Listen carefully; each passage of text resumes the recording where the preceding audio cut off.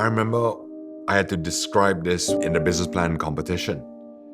We had one slide showing there were cases of very unfortunate rape, of sexual harassment, certain taxi drivers putting a sleep aid on the aircon so that the passenger will fall asleep.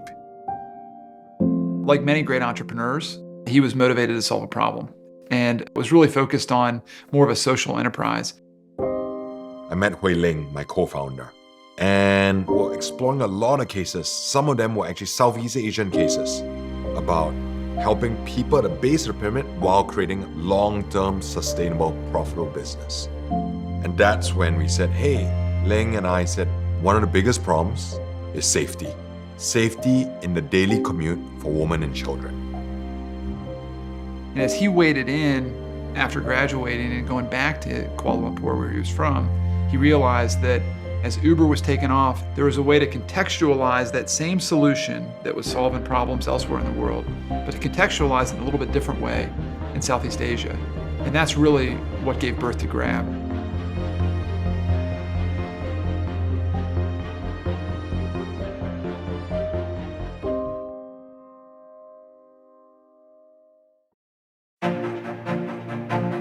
Grab is a super app that provides services across ride-hailing, food delivery, grocery, and financial services.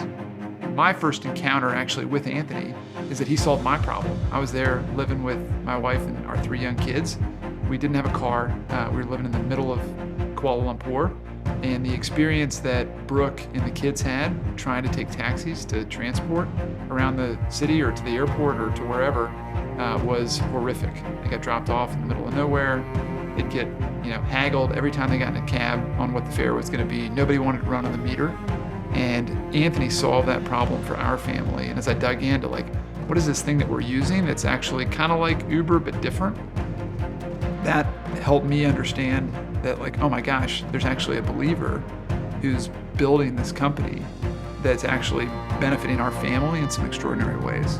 So every service we do, whether it's ride-hailing, whether it's food delivery, whether it's grocery delivery, whether it's loans or lending services, whether it's deposit micro savings, every one of this you can see, it empowers the bottom of the pyramid to anyone and everyone in between. So today, we empower over 9 million everyday entrepreneurs, from drivers to merchants. Some we make up 100% of their daily earnings.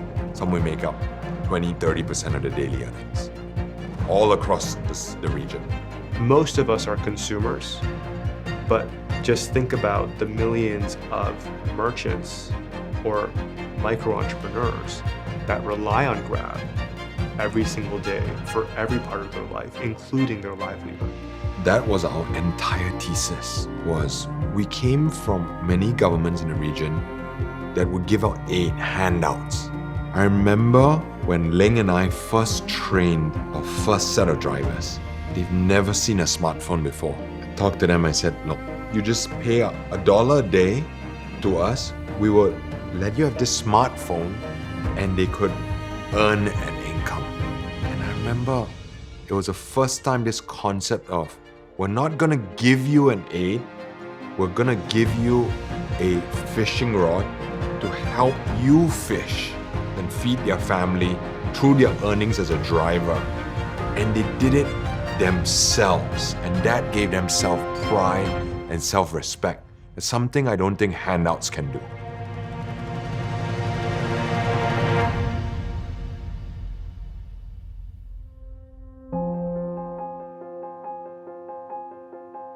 Drivers in this region are a subset of 60% of the world's population, which is bottom of the pyramid.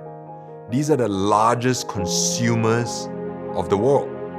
They are the backbone of Southeast Asian economy. So aiming and serving this vulnerable group of doing good and uplifting them actually builds a sustainable, profitable business.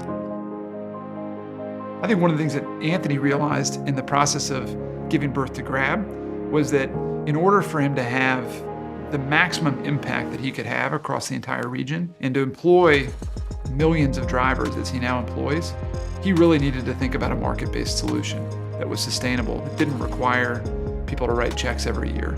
He was really focused on a business that could be sustainable across the region and positioned to scale. To be a Christ-centered leader, you are expected to do excellent work. That is in the word. This idea or this fallacy, I would say a myth, that by doing good, you actually deliver below returns. In fact, I would argue and I strongly believe in the total opposite. Today, our whole business model has been serving the underserved. Whether it's women and children who needed safety. We've built a ride-hailing, very profitable business. But how did it start? Because we founded on serving the underserved. Because we had to figure a way how to make money by serving, and I'll tell you it's hard to serve the underserved, to serve the underbanked, and make money. You had to invent. You had to move the efficiency frontier or the productivity frontier.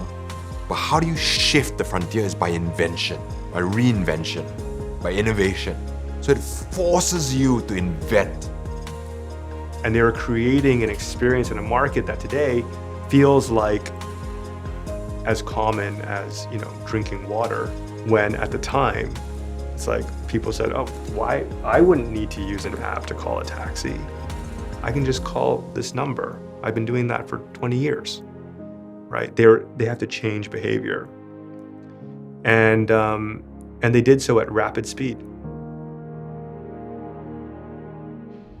We've become customers' number one choice by staying close to the ground. Just yesterday, I was talking to the driver. I was saying, hey, why do you have another app? Tell me why. And after that, I called my CPO after that and then said, hey, let's brainstorm finding ways how to figure a way how to gain more loyalty from drivers like these. At a group level, every new grabber who comes in has to do onboarding. Onboarding means immersion to ground truths, meaning go down to the ground, go and deliver food yourself. Go and ride with a driver partner if you can't drive yourself. Go and be a merchant, sit beside a merchant and operate the merchant app yourself. So that orientation, that onboarding helps create empathy for the customer, for the merchant, for our customer service agents. Anthony has incredible grit and belief in what he is doing. I mean, his entire body, his entire being is that belief in the value he can create for millions of people, the livelihood that his platform can create for millions and potentially billions of people in the future. The connotation that we all have in our minds when you think about a CEO comes through really quickly. Within 30 seconds of meeting Anthony, I knew I wanted to invest. What Anthony communicated was both an extraordinary level of confidence and competence, and also what we needed to do together, what the us was in Grab, and that sense of something that was way beyond what Anthony, as impressive as he was, but way beyond what he could do individually.